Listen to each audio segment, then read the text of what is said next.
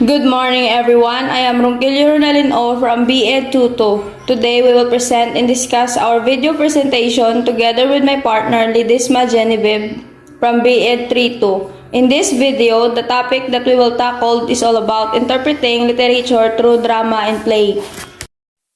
Objectives. Recognize how effective drama can serve as a teaching tool in promoting student literacy. Distinguish the difference between text-centered and text-edge drama as the main categories in educational drama, and apply the concepts of puppetry and readers, theater in the text-edge drama, feature, teacher, and role. Introduction. Using drama as a teaching tool promotes the interest of student in literacy. The use of drama as a teaching tool is based on the simple premise that an involved child is an interested child. An interested child will learn, and drama gives educators the opportunity to teach their students in a way which will create a love for learning. Drama, in this case, directly involves the child, so it is an invaluable tool in literacy development. McMaster 1998. It encompasses the four modalities of language arts, which is listening, speaking, reading, and writing. When you say listening and speaking, it refers to the various formal and informal ways oral language is used to convey and receive meaning. It involves the development and demonstration of knowledge about the appropriate oral language for particular audiences and occasions, including body language and voice. Through listening and speaking, students learn to express their thoughts and feelings for both aesthetic and pragmatic purposes. While the reading and writing, it is the written language modes are acquired differently. Although children who are challenged by writing and reading would mostly likely respond positively to the imaginative and multisensory learning offered by drama. Since drama is a natural part of children's lives, this art form can be used to encourage students to learn interactively and actively, as it encourages students to understand and express various points of view. Students also develop soft skills like creativity, communication, inquiry, self-confidence, empathy, cooperation, leadership, and negotiation. Farmer 2011. So when it comes to developing literacy, incorporating drama in the curriculum and class dynamic will enrich the learning process. According to Literacy Devices 2017, the drama is a mode of fictional representation through dialogue and performance. A drama is composed in verse or prose that presents a story either in pantomime or dialogue. This type of literacy form is a good way for dramatists to speak to their readers and audiences directly. Characters in the story are used as a vehicle to convey a certain thoughts and values. Through spoken words and dialogues, clues are given as to the characters' feelings, backgrounds, and personalities. So as a collection of instructional approaches, the drama is able to engage learners in a way that causes them to talk about what they are learning. The use of drama in the classroom help make connections in reading, whether it be text to text, text to self, and text to word. It is a strategy to help students develop the habit of making these connections as they read. When students are given a purpose for their reading, they are able to better comprehend and make meaning of the ideas in the text. You can use this strategy with any type of text, historical or literary, and with other media such as film. It can be used at the beginning, middle, or end of the reading process to get students engaged with the text, to help the students understand the text more deeply, or to evaluate students' understanding of the text.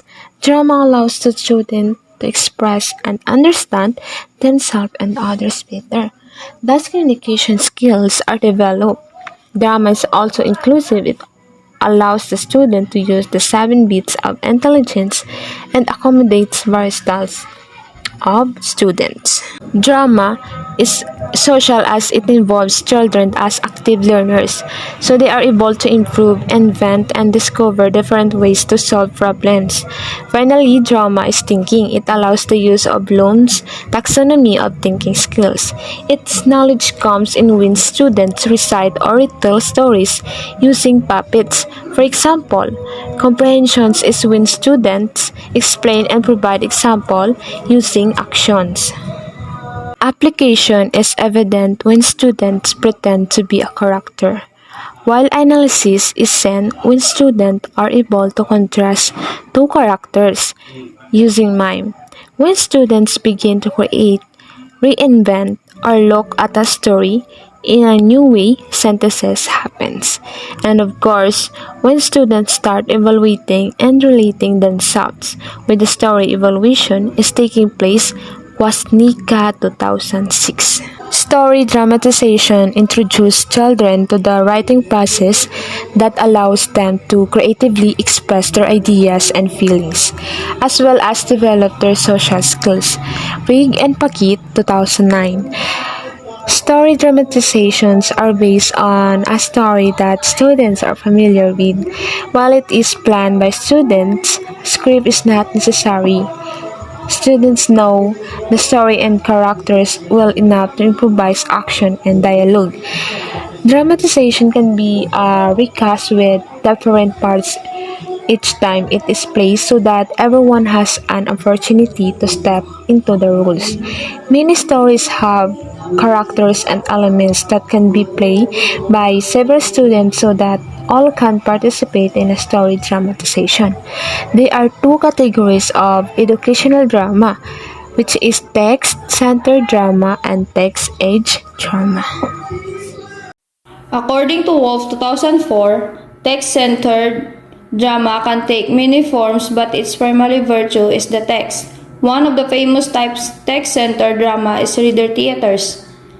The best type of script to use for this one are scripts with a lot of good dialogue. This means interpreting in the words on the page is a driving force. It's developed reading fluency because it involves children reading parts in script.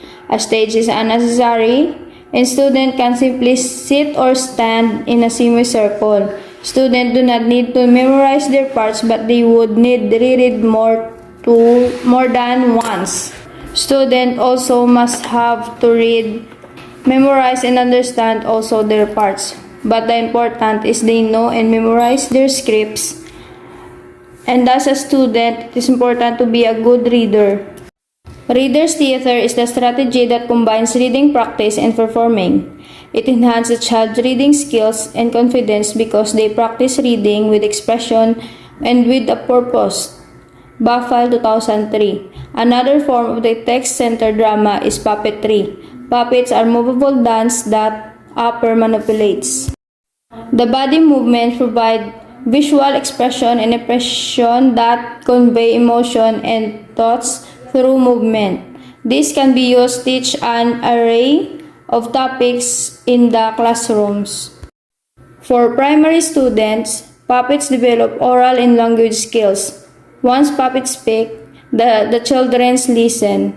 They also identify and understand different words and phrases. For shy students, puppetry is recommended because speaking to a puppet shifts the audience attention away from the students, which will then take them more confident with speaking in public.